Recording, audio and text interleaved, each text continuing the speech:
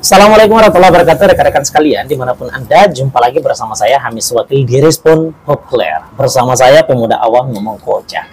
Rekan-rekan sekalian, di pagi hari yang indah ini, di pagi hari yang cerah ini, saya mengharapkan semoga rekan-rekan sekalian dimanapun selalu diberikan kesehatan dan kekuatan oleh Allah Subhanahu Wa Taala di dalam menjalankan setiap aktivitasnya. Nah, kepada Anda rekan-rekan yang boys ya, yang cowok gitu ya, yang muslim ya, jangan lupa hari ini hari Jumat, jangan lupa Jumatan. Nah, teman-teman sekalian, pada kesempatan kali ini saya mencoba untuk memberi sedikit pandangan menyangkut soal masalah fenomena politik. Kembali lagi tentang fenomena politik yang hari mengisi ruang-ruang politik kita, yang menurut saya ini kurang begitu sehat gitu. Nah, teman-teman sekalian, sebelum saya memberikan pandangan saya, terlebih dahulu saya membacakan pasal 6A ayat 1. Presiden dan wakil presiden dipilih dalam satu pasangan secara langsung oleh rakyat. Sekali lagi, oleh rakyat. Ya.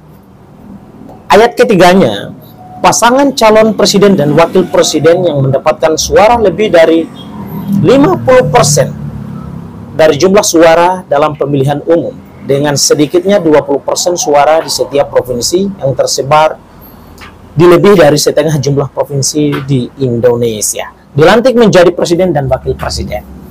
Nah, teman-teman sekalian, frasa yang sama kita temukan juga di dalam pasal 416 ya, di Undang-Undang Pemilu kita nomor 7 tahun 2017. Nah, tentu teman-teman sekalian sudah bisa diketahui bahwa apa maksud daripada video ini saya buat gitu. Nah, video ini dalam upaya untuk mengcounter gitu ya, fenomena politik yang selalu digaungkan, yakni adalah oleh siapa? Oleh paslon 02, bukan oleh Prabowo Gibran-nya ya, tetapi oleh para pendukung-pendukungnya, yakni adalah oleh Fachri Hamzah. Nah, seorang yang dahulu di parlemen dikenal sebagai singa parlemen, hari ini malah justru kemudian diserang habis-habisan karena bercengkrama, berkoalisi dengan Jokowi hari ini yang selalu dahulu dia kritisi. Nah, teman-teman sekalian, apa yang disampaikan oleh Fachri Hamzah yakni adalah menyangkut soal frasa aklamasi. Nah, ketika kemudian kita lihat gitu ya, Fachri Hamzah memposting sesuatu dengan di postingannya di akun Twitternya gitu, itu tentang aklamasi, menuju aklamasi, seolah-olah aklamasi ini adalah merupakan bagian daripada mekanisme yang diatur di dalam regulasi kita, dalam sistem perundang-undangan kita.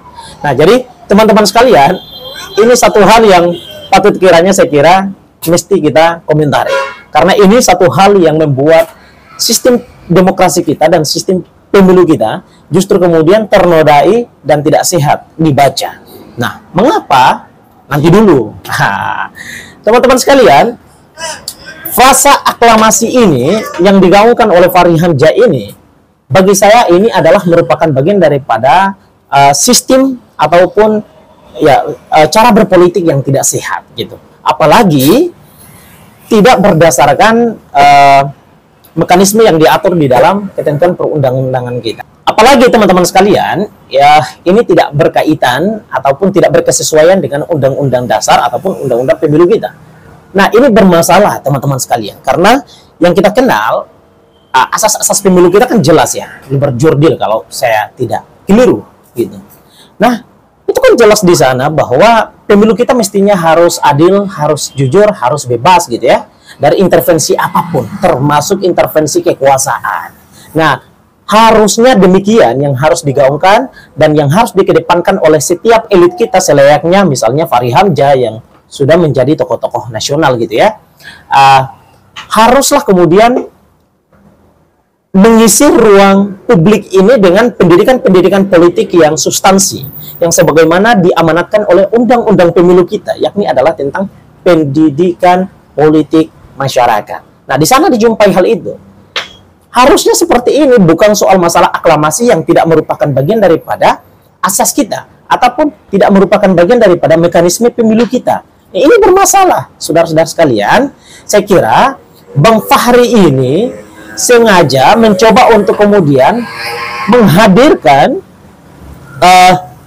strategi-strategi politik yang dimana itu menodai dan mengotori cara kita di dalam memilih pemimpin itu sendiri. Nah, mekanisme itu adalah merupakan bagian daripada cara kita memilih pemimpin gitu, dan yang harus didasari dengan asas-asas pemilu kita.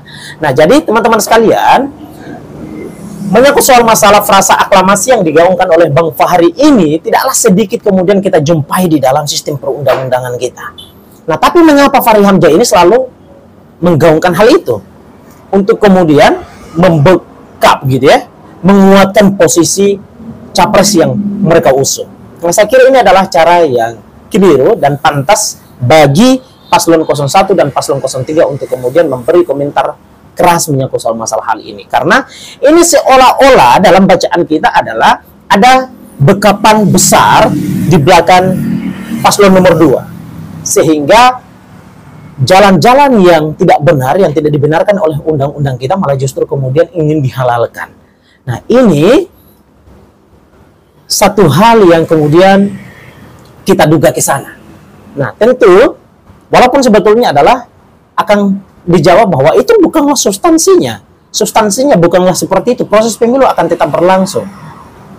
Nah, kalau proses pemilu tetap berlangsung, kenapa aklamasi digaungkan? Itu yang membuat kita tuh bingung. Saya tuh bingungnya tuh di situ. Kenapa aklamasi ini digaungkan?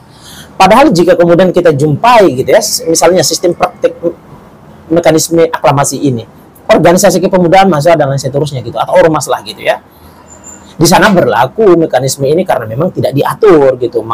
Itu paling cuma diatur dalam tata tertibnya saja gitu, bahwa ketika ada cuma satu maka tinggal bagaimana kesepakatan forum untuk kemudian menghendaki yang satu itu menjadi ketua demi keberlangsungan kepemimpinan di dalam satu wadah tertentu itu.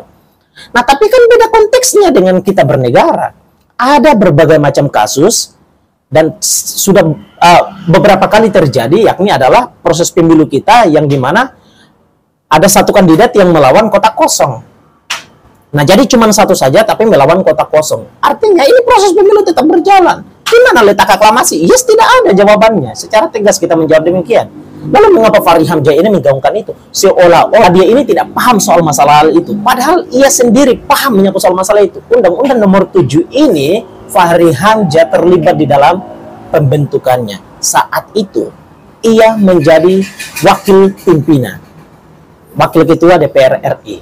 Jadi jelas. Nah, maka pertanyaannya adalah kenapa di ruang politik pemilu kita di 2024 ini Fahri Hamzah mencoba untuk keluar daripada konteks yang sudah disepakati secara bersama dahulu oleh pihaknya. Nah, ini kan sesuatu yang saya kira kurang begitu sehat di dalam ruang politik demokrasi kita. Nah, dan ini adalah merupakan bagian daripada upaya mengotori sistem demokrasi kita. Nah, dan memangkas demokrasi kita. Karena memang aklamasi itu kan seolah-olah kalau misalnya cuman dia dan hasil surveinya tinggi, ya udah diangkat aja menjadi seorang presiden dan wakil presiden. Kan begitu.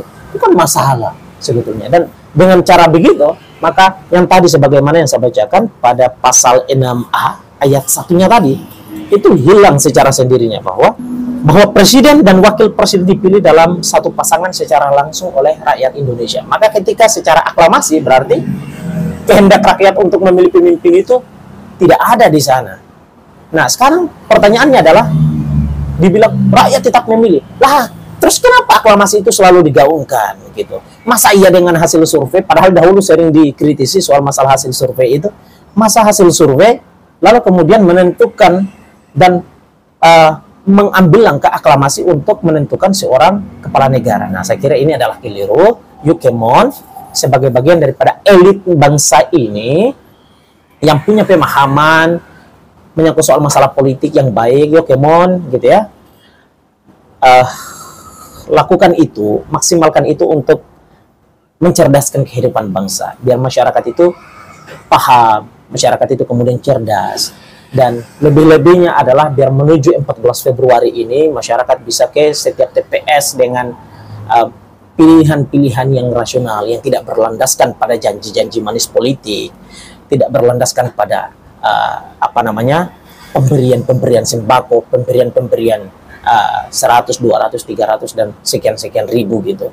Jadi, come on, pendidikan politik di tahun ini harus betul-betul dipaksakan dan diforcekan gitu ya, agar kemudian masuk pada sanubari bangsa Indonesia, setiap anak bangsa yang punya hak untuk menentukan kepala negara, menentukan nasib Indonesia 5 tahun ke depan ini dengan baik, gitu ya.